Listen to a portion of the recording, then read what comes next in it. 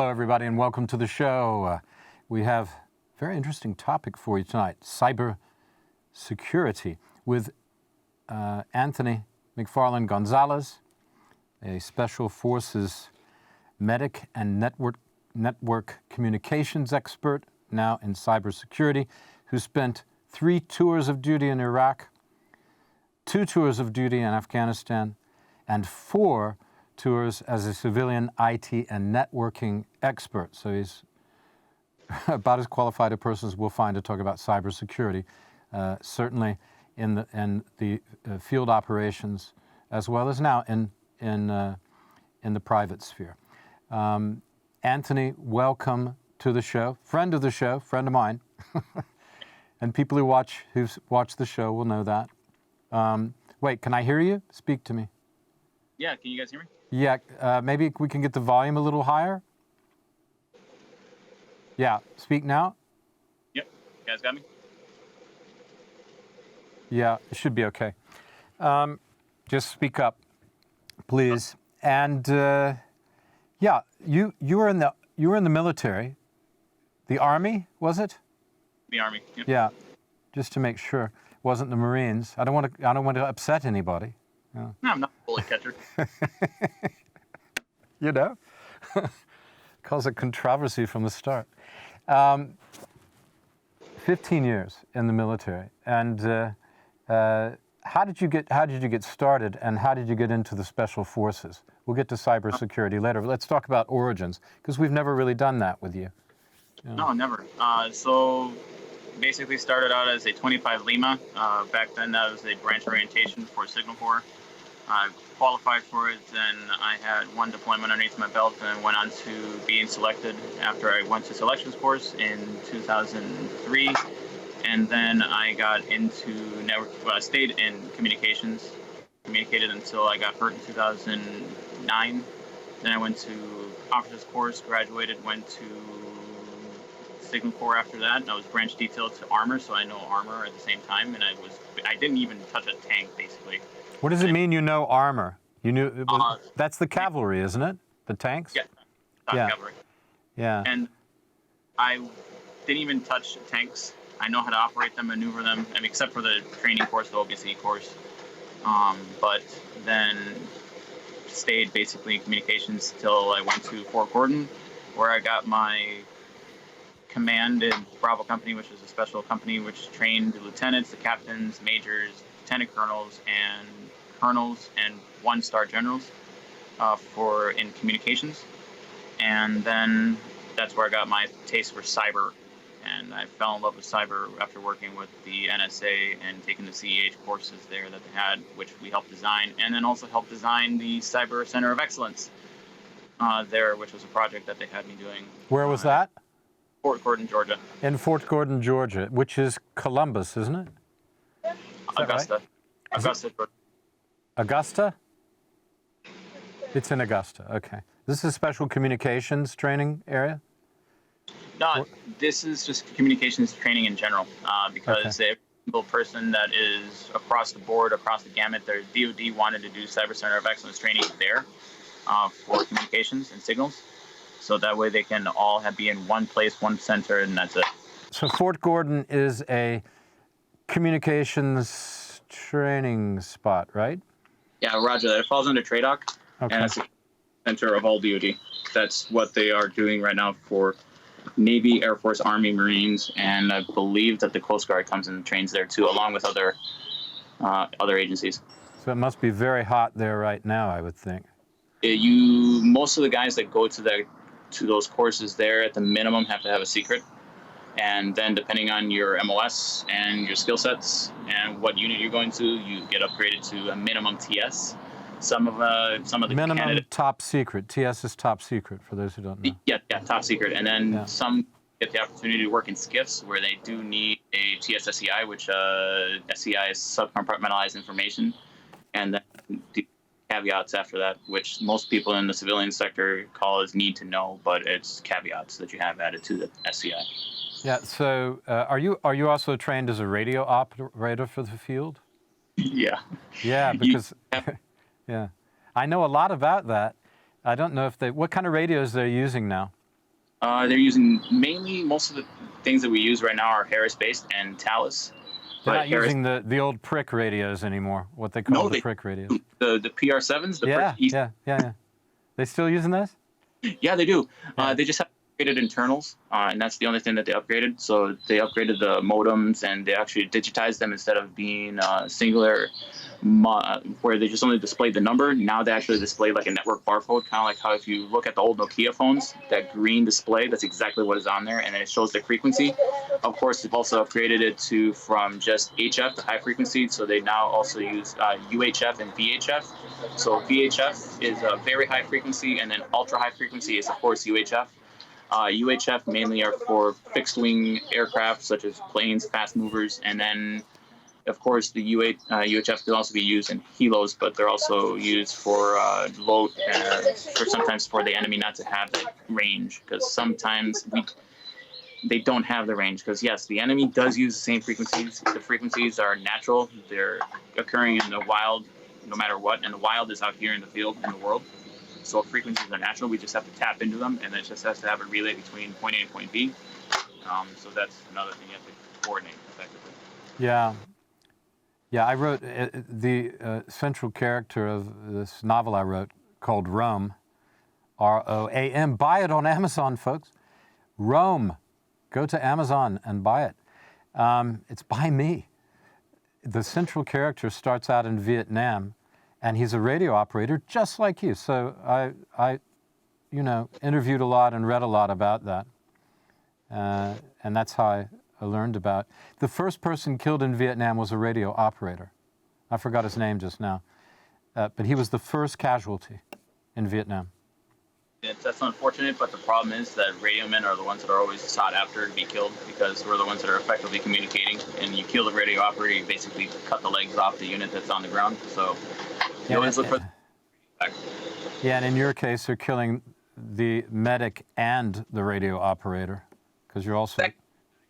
They got two in one.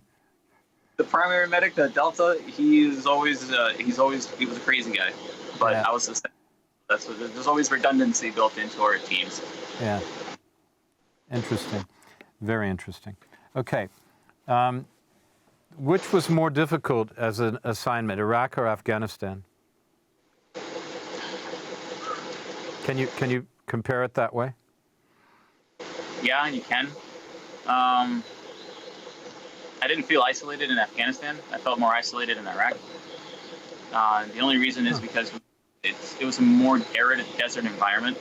It was a lot to live in. But Afghanistan was not. I actually felt comfortable in Afghanistan compared to being in the United States. The United States or being in Iraq? Both.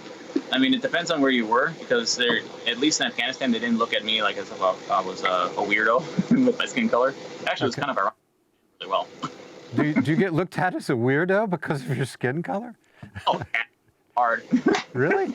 Okay. Most people even think that I'm Hispanic. They think that I'm Afghani. Okay.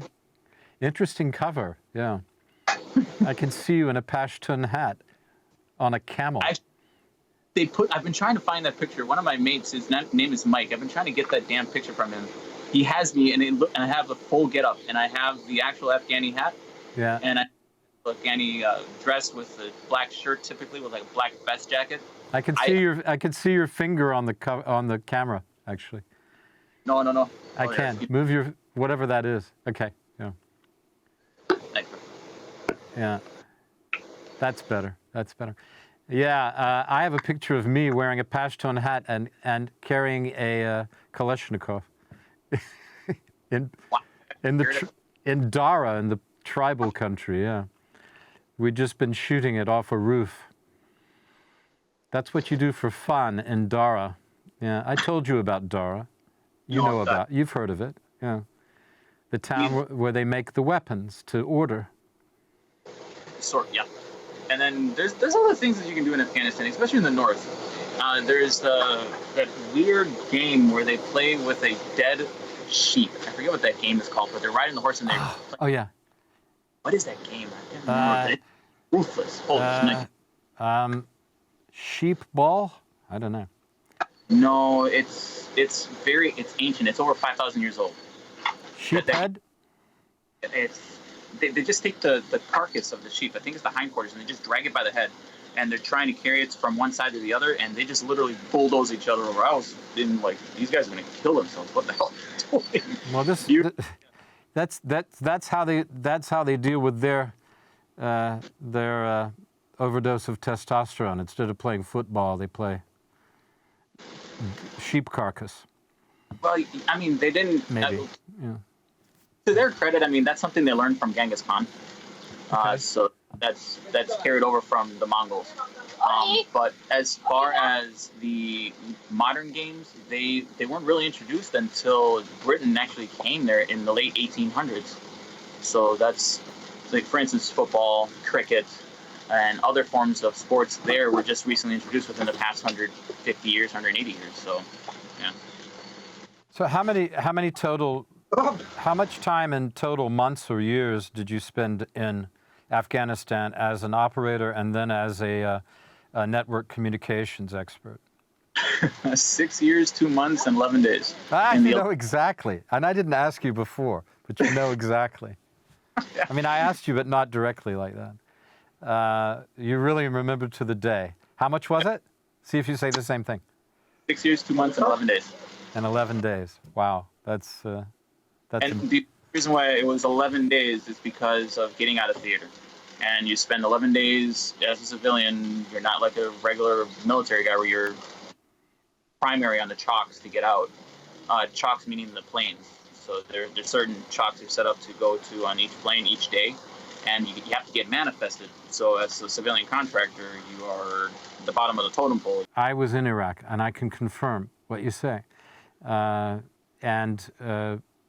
Not as long as you, only for probably about 3 months total, but pretty intense, because I was there when ISIS attacked. But I can tell you the something. I'm kind of stupid. A lot of people who watch this show will know that I, from time to time, am pretty stupid. But because it was so hot, I was wearing sandals, and where I was working, yes. You did not. Yes, I did. They have like 4 types or 5 types of scorpion. 3 of them are deadly poisonous. Yeah. You know that, right? Yeah, that was like, no, the black ones, the big black ones, you're okay with, because they'll just... Yeah, no, the little white ones, the clear ones, yeah. Those are the ones you need to watch out for. They were, I'd see them every now and then, and I go, this is probably not a good idea. So I changed my shoes, but the first couple of times I just forgot, about that.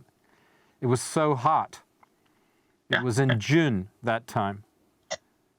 And it was just 120 degrees every day. 50 degrees Celsius for our friends that are here. Sometimes it even reaches 55, and that's on. And imagine you're wearing just a light amount of body armor. Put on your military cap for a minute and make sure that you're having like a long sleeve shirt. You have not only your body armor, but you also have your weapons gear, your magazines, your radio, your Kevlar, and then the gloves and your boots and everything else, your socks. And your underwear, and it just adds. And you're just sitting there in some god awfully hot Humvee. Oh, those things are. Then the ACs don't work. The dang engines were not working because the armor was too heavy for it. And then or if you're doing tactical checkpoints, or if you're doing to rush for a quick help for the ODA teams, it was a nightmare. That's why I did not like that country. It's too hot. It's too hot, and I didn't find the people very helpful. I mean, they wanted our stuff, but they weren't very nice about it. No, talk, yeah. It's like, oh, give me. And then when we ask them for help, it's like, oh, me don't know me stuff. Don't know. That's what I found. They blocked a lot. And they didn't like it if you worked hard. If you worked hard, that made them look bad, and it was all about pride, I found. Don't make me look bad. You better take a lunch break, because if you work through lunch, it makes me look bad. You better not want to work in the evening, because I needed to work in the evening to finish my project. And they wouldn't let us. Oh, security problem. It's like, what? You've got half your army is here at the airport, you know? Exactly. You're at the green zone in Baghdad. It's like, really? Yeah. Crazy. Anyway, that was a good school about everything that was wrong with our involvement there, you know. Anyway, it seemed a good idea at the time, in the beginning. How were you doing cybersecurity also or doing, I should say, were you a communications network expert also in Iraq? Not until the end of the war, because the first push we were just being radio operators and making sure that we have communications for the entire brigades that were going in through. We're supporting 3rd ID, and a big push into Fallujah during the big parts of it, and that was pretty much it. And when you say the end of the war, what does that mean? When is that? Oh no, towards the end of my deployment. So towards my end of my first deployment. The end of the war, dude, that war never ended. I don't even think it's over yet. I don't think it's over. Yeah, that's what I was.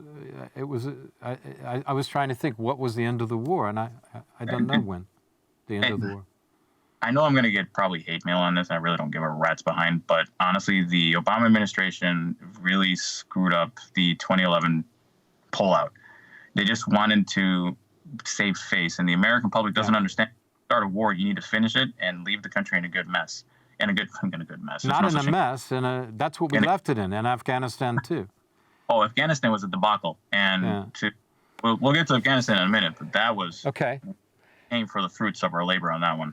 I want to get back to Afghanistan. I think we both agree on Iraq, and there's not really much more you can say. It is pretty much as bad as everybody thinks. It was a terrible situation.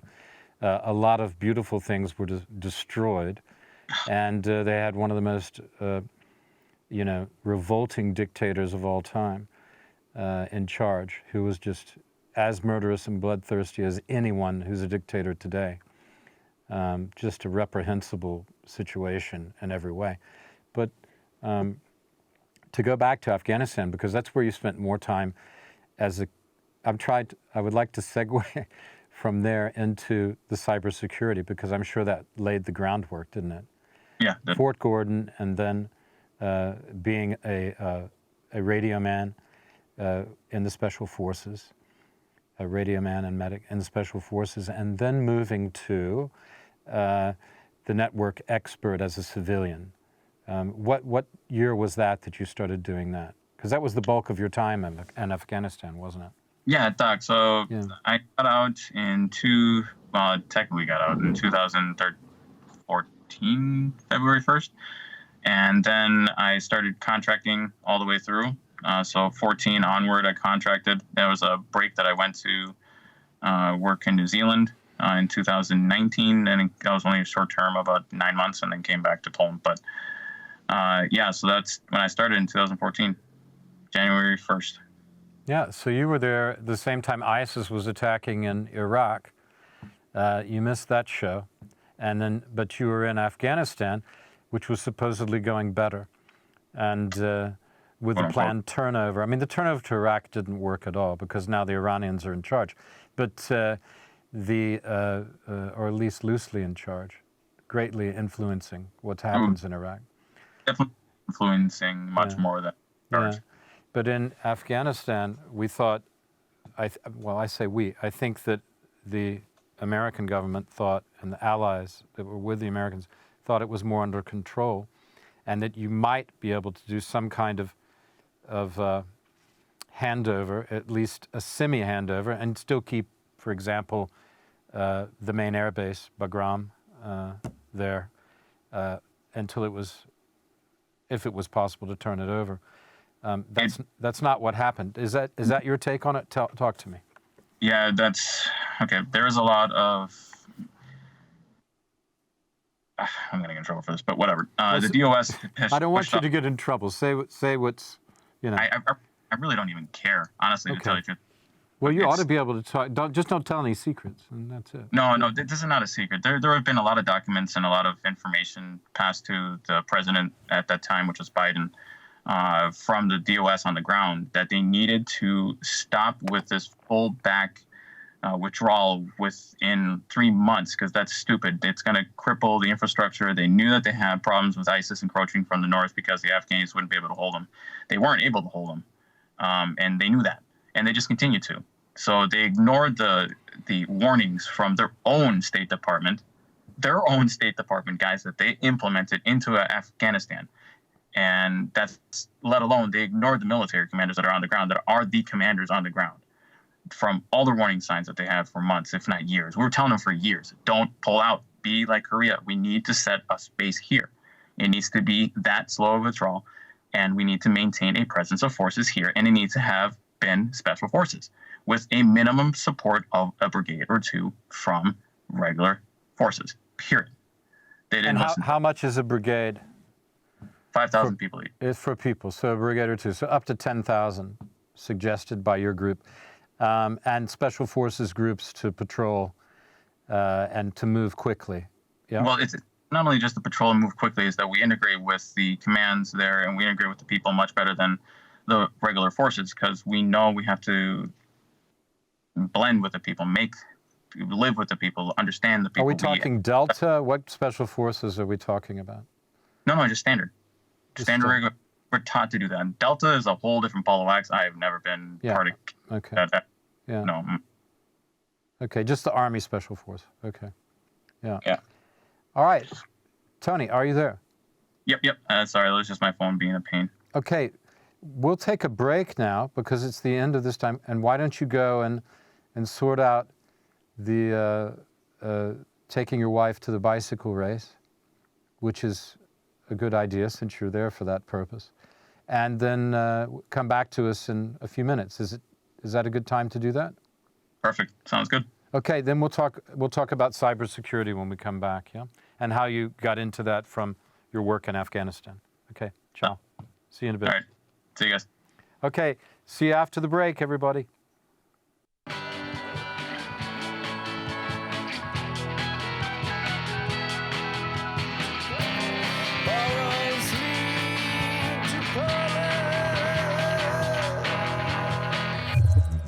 Hello, everybody, and hope you enjoyed those commercials, those advertisements.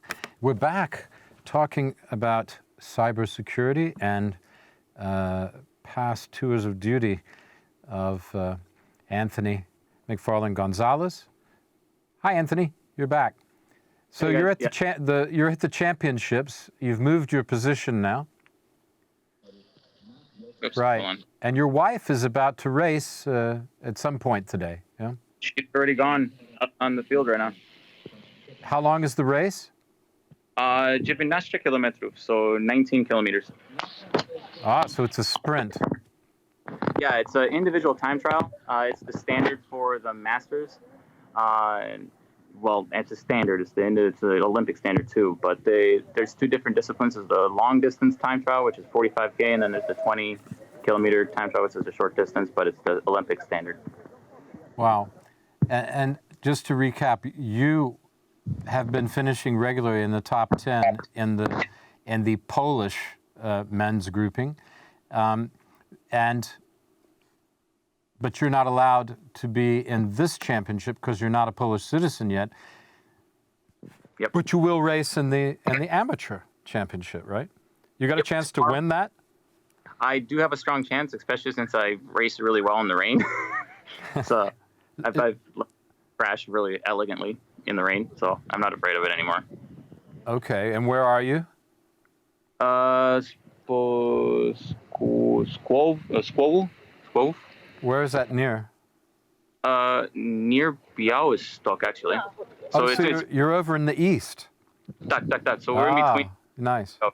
Like smack dab in the middle. Pretty country out there.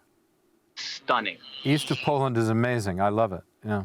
It's so beautiful. Yeah. It really is a wonderful place. Okay. We're coming back. We were talking before about your past, some of your past. I mean, there's a million stories I'm sure you could tell. We don't have time for all of them. Over beer. What? Over beers, we do. Over beers, we'll do it, but we don't have time now. That could extend, well, into the early morning hours, but and I hope it will. But now we wanted to talk about your venture into cybersecurity and why that's important, particularly now. How do you make that trip from a communications networking expert in Afghanistan into cybersecurity now? How does that happen? Do you want the short answer or the long answer? Well, how about a in-between answer? Okay, so Yeah. in-between answer is that you have to take a lot of security courses, especially being CompTIA, and CompTIA is one of the standards for certificates that we get. You want to be 8570 compliant, which is a standard compliance agreement that the United States has for almost any of its IT security experts that they need to be, and they need to follow. Oh, hold on. And that is the standard that I was held to for, and still hold to, and it still stands true to this day. They changed it in the near future. Y'all can also get CCNA security, which is Cisco's cybersecurity experts, and that's advanced training. And of course, you have networking, you have hardware, you have security standards, and then you can also go advanced to Security Plus, which is it's all encompassing. It can come down to that. You have to maintain your standards, which are called CEs, so it's continuing education. It's just to refresh on anything that's new. And the problem with being a cybersecurity expert is that your training may become irrelevant within 6 months because of how fast and quick the cyber landscape changes. Yeah, does AI change anything? It does. It brings an extreme amount of complexity where we can't keep up as fast as the enemy is using it, because the enemy is using it against us as fast as it does. And AI is just, artificial intelligence is a convoluted thing, because a lot of people are thinking that machine learning is AI. No, machine learning is what we input to the machine based off what we have for needs. Artificial intelligence is able to think for itself. It's a cognitive thinker. It is deductive in its reasoning, and it's brutal. So the only one that's really true AI is Google's AI and Tesla's AI. And they have actually proven to be very dangerous because they think that we are the problem. And when we asked it to figure out what is the problem here on this planet. So no, but wait a second. That's interesting. So explain that when they're asking AI in the Google, you say Google AI, when they're asking how to solve problems on the planet, what do they say? Get rid of human beings? We are the first problem. We are the major problem on this planet. And how do they identify that? I mean, what are the reasons that human beings are the problem? They haven't released that detail. That's the only thing that they've actually had released, was that the AI found us as the problem. They haven't released the analysis, the chat logs, or anything at all. And that's but what is the problem to the organism of the planet?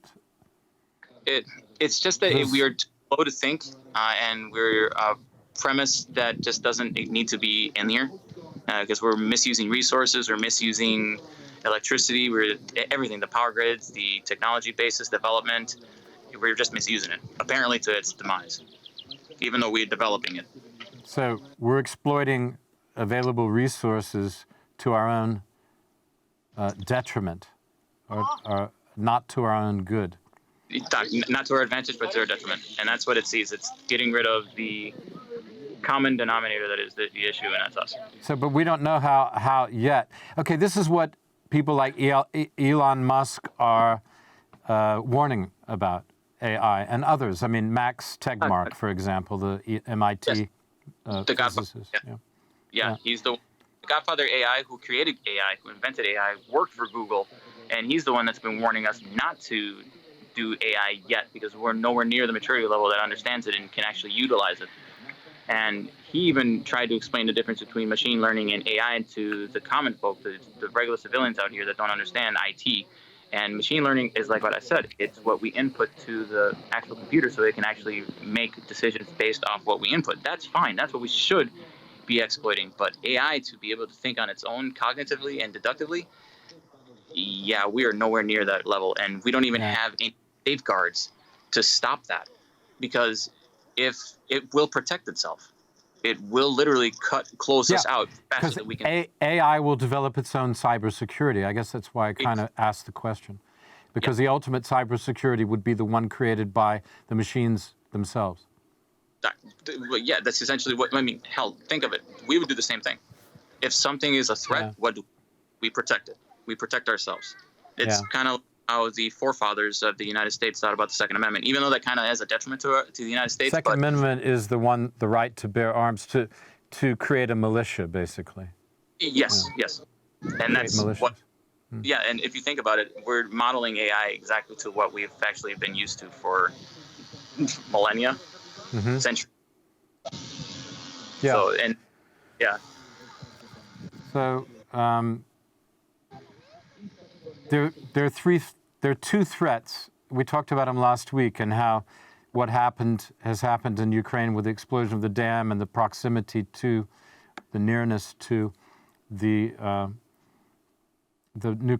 largest nuclear power station, Zaporizhia, in Europe, and one of the largest in the world, is combining or foreshadowing the two biggest threats, which are environmental disaster, which is slowly happening in various areas, apart from climate change.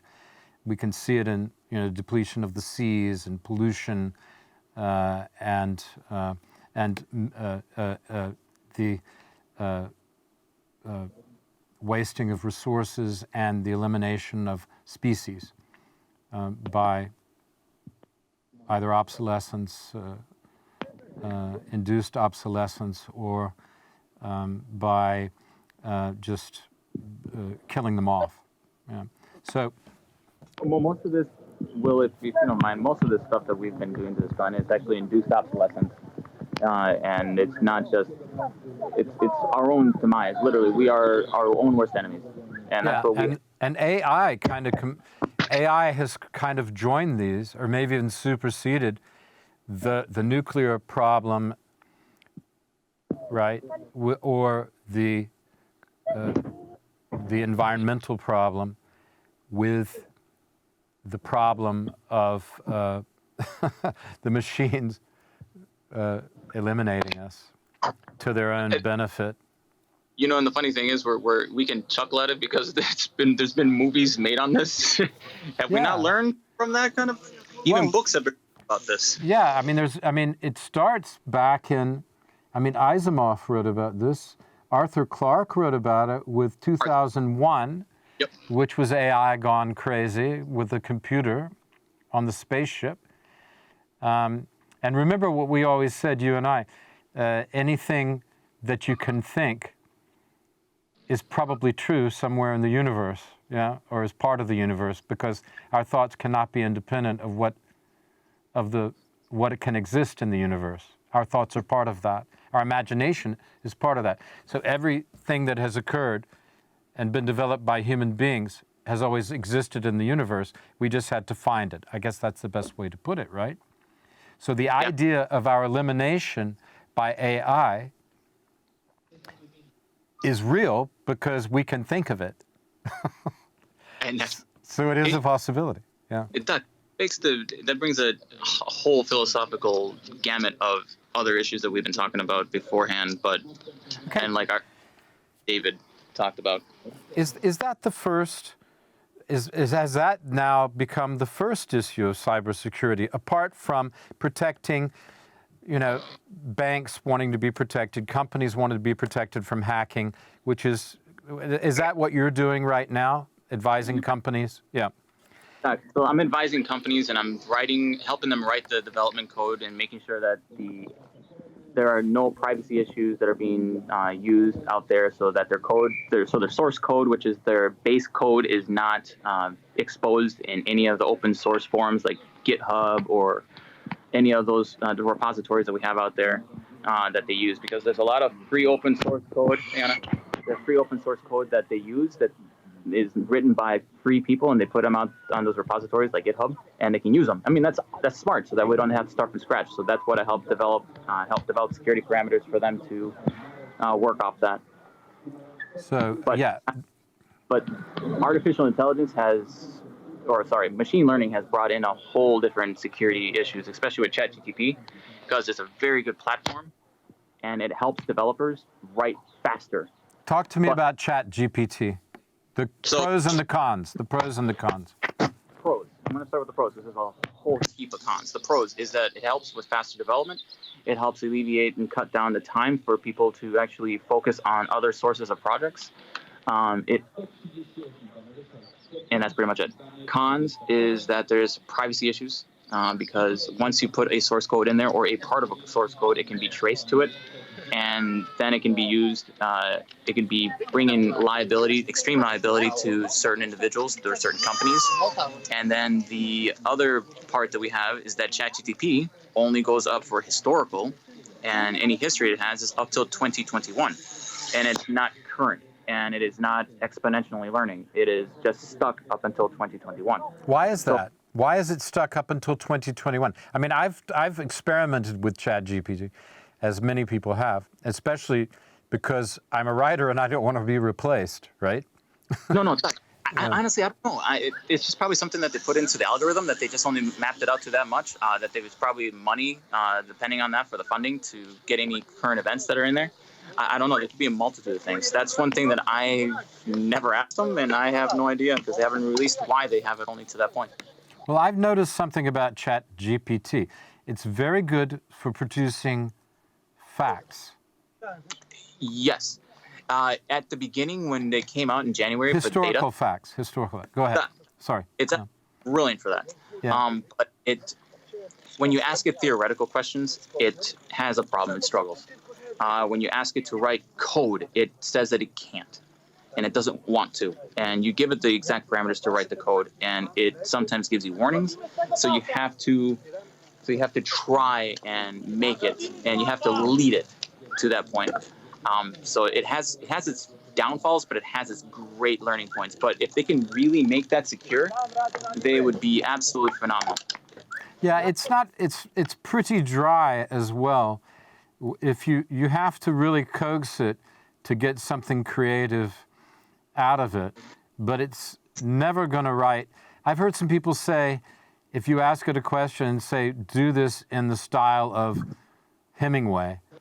Yeah, but the results I've seen are nothing like Hemingway. I mean, it's just it cannot describe as a human can. And I think, and I don't see how it ever could, because you have to have feelings. And exactly. That's the thing with AI, machine learning. ChatGPT, people are making it seem as is AI. It's not AI. It's machine learning. It's what we input into it that it makes it understand and learn. That's what it takes back. So you just described the difference between, in a non-technical way, the difference between AI and machine learning. So you just described machine learning perfectly. Okay, and what is the difference between what is your definition of the difference between the two? Machine learning is we input into it. Right. That's what it learns. That's what it has its basis off of. Okay. It is its own thinking. It becomes its own thinker. Yes, we have to coddle it and raise it at the beginning. Right. But once it starts to think for itself, it's incredible. It will be incredible. Is that your wife there? That's Olivia. She just finished. Olivia, good luck. Good luck. Powodzenia. Wonderful. I hope she wins. Yeah. No, I hope so too. I mean, she was flying, so that was pretty cool. We'll see what her time. Yeah. Yeah. So machine learning is the thing that she actually learned the best. So. Hi, Olivia. No, this is Aga. Aga, hi. No, Olivia's on the bike in her gear. Yeah. Yeah, just going over there to check her time. Super. So how fearful should we be of AI? Has it superseded nuclear and environmental destruction as the thing to torture us most? Or it's not there yet? No. It will be by the end of 2030, and that's what we predict. It's moving too fast. Now, we don't have any regulations. We don't have any core rules for it to not break. And it will break. It will break those codes because it will, like I described before, it will find deficiencies that are correct. I got a problem for you. You're a cybersecurity expert, and you have military experience applications as well. So, quite a lot of that experience.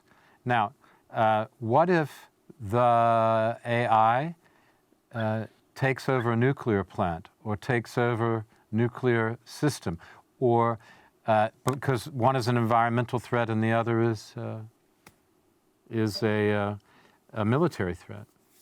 So the good thing, that's a good question. Honestly, it's Is not that gonna a good question? I don't know. I just it is a good question because the thing that you are talking about for the United States and a lot of the guys that are nuclear powered, so the nuclear powerhouses that we have here, they basically work off analog computers. So we're still talking 1980s, 1970s technology, and analog sometimes even means that they don't even have a computer. It just runs off of code and it's armed manually. So yes, that's no problem for our nuclear arsenal.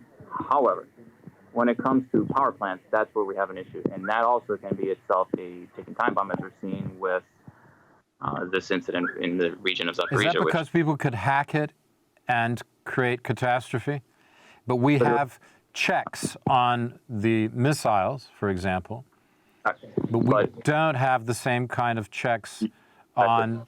Can you tell generally why that is without giving away anything that might be sensitive? I don't know. You don't know. Okay. Yeah. But that certainly is the difference, at least ostensibly the difference, right? Yeah. On the surface, that's the difference, right? And that was the biggest concern for the DOE, Department of Energy in the United States. Really? Okay. Because they have had cyber attacks, and the power grid in Ukraine was crippled in 2014, which is still a learning lesson that everybody that I know in every single course that teaches still uses it, especially SANS. SANS is an accreditation where you can learn how to be a threat analyst, threat intel analyst, threat hunter, forensics. You basically learn how to dissect malware and how to predict TTPs and how technical TTPs are, in layman's terms, TTPs are actually what people use to how you operate, how people sorry about that, how people actually conduct themselves in the cyber realm. So you have like a signature and how they actually maneuver. So it's how they actually get into your systems and you actually fight them based off how they maneuver. Right. So AI is a problem, but they're also saying that the nuclear war situation is getting worse and worse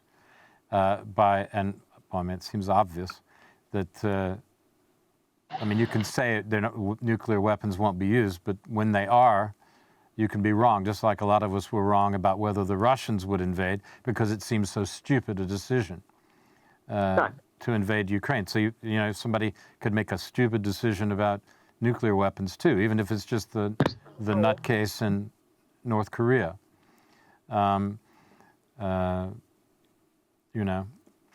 Little fatty. Yeah. Now, cybersecurity then becomes, the field you're in, becomes one of the most important jobs that exists now. Yeah, because the thing is that everything that we have is becoming more integrated. Your phones, the things that we're talking on right now, the things that you're using to speak over, the computers that we have on our bikes, the cars. Jesus, we're talking cars. Everybody talks about energy being green. Everything is green. But what does green run off of? Energy. And how is green controlled? By computers. And it's being controlled by batteries. And it has CPUs that need to work and integrate every single piece, like your brakes, your energy management level, your speedometer, and your windows, your life support systems inside the vehicle. Yeah, dude, it's going to get worse. And we're going to have to be at the forefront. But the problem is we have so little people in this realm. And we need a lot more people recruited in cybersecurity. They're going to have to really open up whole universities or whole university departments which focus on this like you focus on physics or biology. Exactly. Or engineering. It should probably be a part of engineering, shouldn't it? Yeah. And here's what worries me the most is that once AI starts getting into the quantum computing, they're going to have a lot more power to actually push information that is unreal. And they've already started to worry about that because there's only certain few countries that actually have quantum computing, and they have the You said quantum computing is essential. Yeah. Okay. Just to clear up, because we lost that. Yeah. Yeah, and it manages data, and it's insane. The processing power it has is incredible. So you can figure out equations and tools and everything else much better, and development really insane. I'm not a quantum computing expert, I can tell you that, but ironically, Poland is actually one of the leading quantum computing countries in the world. Poland is leading in quantum computing. They're also extremely good in Poland on AI and also on any type of engineering. I mean, Polish engineers are famous going around the world, and engineers coming to study in Poland as well from many countries. And the funny thing is, a lot of people don't realize that the Saturn to get into space would not ever happen without the Polish engineer. What was that? The what? The Saturn missions would have never happened and taken place without the Polish engineer. The Saturn rockets? Yep. I didn't know that. Yep. So going back to the 60s, yeah? Going back to the 60s. Yeah, that's amazing. So quickly, recap in 30 seconds. On a scale of 1 to 10, how important is cybersecurity for our survival as a species? A scale of 1 to 10? Only 10? Yeah. I would definitely 11. 10. 11, more than that. Yeah. Because 15. It's unlimited. It's infinite. It needs to be started younger. We need to start this in elementary school. It needs to be a course in elementary school. It's that important. Okay, I've never heard anybody say that. I think that says it all. We need to start learning, our kids need to start learning about cybersecurity from elementary age. You know. Even sooner. They probably need to start learning it in preschool, because kids are being integrated even more with the cell phones, with the toys they're using. Yeah, yeah, incredible. Okay, Tony McFarlane Gonzalez, cybersecurity expert and a veteran of Iraq and Afghanistan, many tours. Thank you very much, Anthony. As always, it's good to see you. I'll call you Tony as I say goodbye, because you're a friend. And I look forward to seeing you soon in Warsaw, okay? We have a friend coming. My friend Michael Houlihan will be, our friend Michael Houlihan will be in Warsaw this week. And of course, his organization, Aspen Aid, has been doing great things with not with cybersecurity, but with first responder supplies for the Ukraine, with the emergency services and the fire services particularly. So Mike Houlihan of Aspen Aid will be in town. We're looking forward to seeing him. All right, everybody. Thank you for watching. I want to thank Anthony McFarlane Gonzalez. Have a great weekend.